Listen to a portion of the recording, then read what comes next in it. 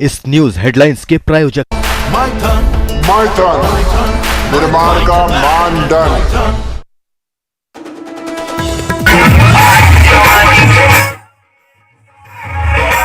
उड़ी लॉकडाउन की धज्जियां।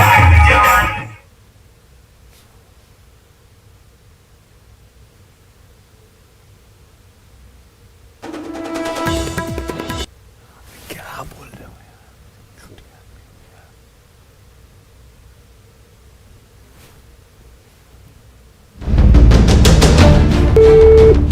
Children's Hospital, what is your emergency?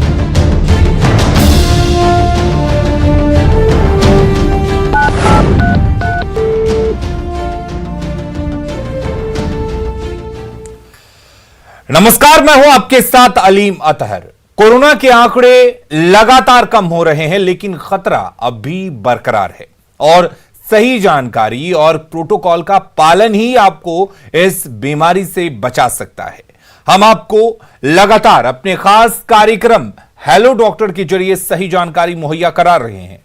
आपके पास भी कोई सवाल है या इस बीमारी को लेकर किसी भी तरह की कोई भी शंका है तो आप हमें कॉल कर सकते हैं, क्योंकि हमारे इस खास कार्यक्रम में एक्सपर्ट डॉक्टर्स की पूरी टीम मौजूद रहती है, जो आपके तमाम सवालों का जवाब देगी, आपकी तमाम शंकाओं को दूर करेगी। तो फिर देर किस बात की, फोन उठाइए, कॉल लगाइए और समाधान पाइए।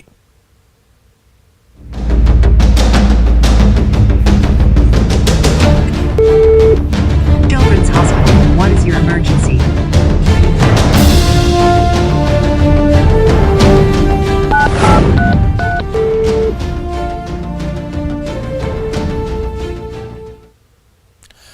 तो समाधान और सही जानकारी ही इस बीमारी से आपको बचा सकता है। आज भी इस बीमारी को लेकर कई तरह की शंकाएं लोगों के दिमाग में मौजूद हैं, कई तरह के भ्रम को फैलाया जा रहा है, कई तरह की गलत जानकारी लोगों में इस बीमारी के खतरे को बढ़ा रही है। आप उन्हीं तमाम सवालों के जवाब हमारे इस खास कार्यक्रम के जरिए उस सवाल का जवाब पा सकते हैं। हमारे साथ हमारे एक्सपर्ट मौजूद हैं।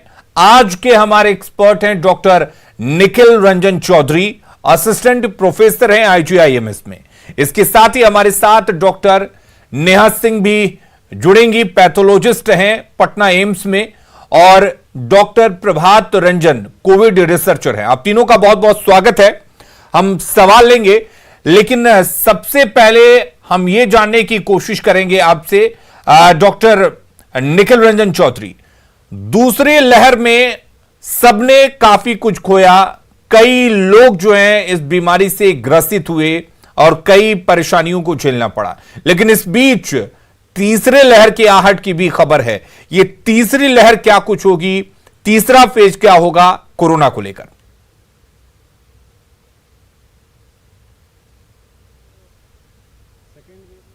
तबाही मचाई है।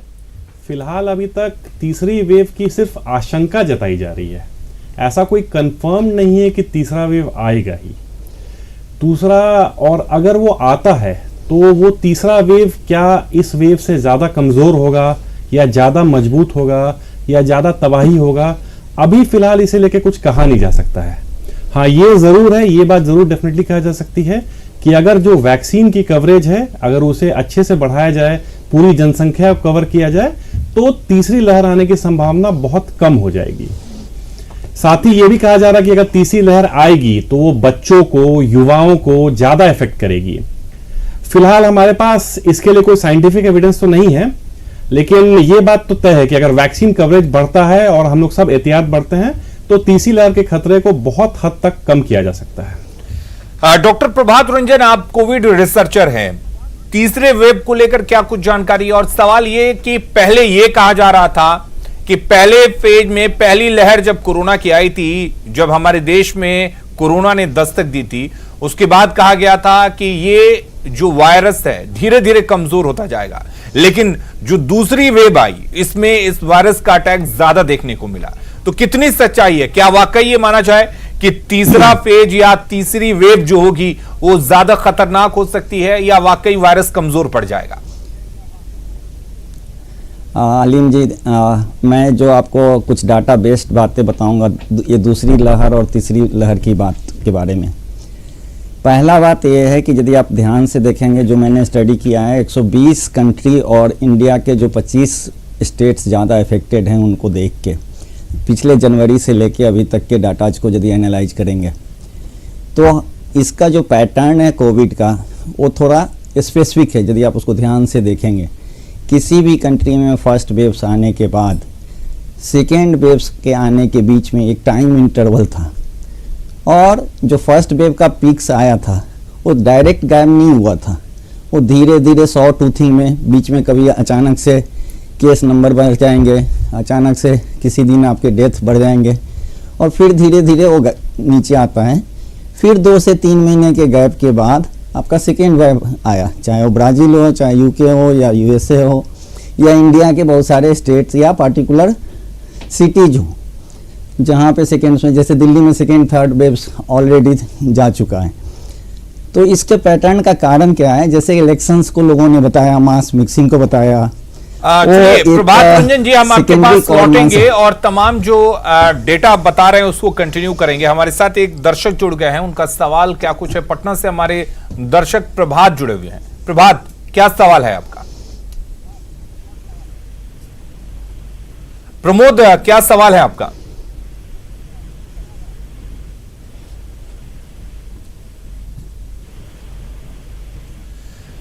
चलिए एक बार फिर से डॉक्टर प्रभात रंजन के पास लौटते हैं। जी प्रभात जी।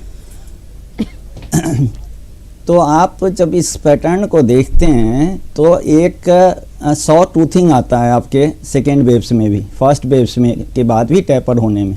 तो ये एक्चुअली जो हम लोग सोचते हैं कि मास मिक्सिंग या इलेक्शन रैली से अफेक्टेड हुआ, तो इसी तरह से वर्ल्ड वाइड देखेंगे तो क्रिसमस आया, वहाँ न्यू ईयर्स के फेस्टिवल्स हुए, कितना भी गवर्नमेंट ने कि लोगों ने मिक्सिंग की ही, उससे अफेक्टेड नहीं हुआ। तो प्राइमरली ये कोविड आईजीजी जो जब आपका फर्स्ट वेव आता है तो अराउंड 70-80% पॉपुलेशन अफेक्टेड होता है, जिसमें से 80% एसिम्प्टोमेटिक होते हैं। तो मास की हर्ड इम्यूनिटी उस समय बढ़ जाती है, तो धीरे धीरे फिर वो हर्ड इम्यूनिटी डाउन होता है सोसाइटी का, जो कि बीएचयू के इसमें भी अभी अप्रूव हुआ कि 3 से 4 महीने के बाद कोविड आईजीजी 30% पॉपुलेशन में कुछ गाँव में गायब हो गए।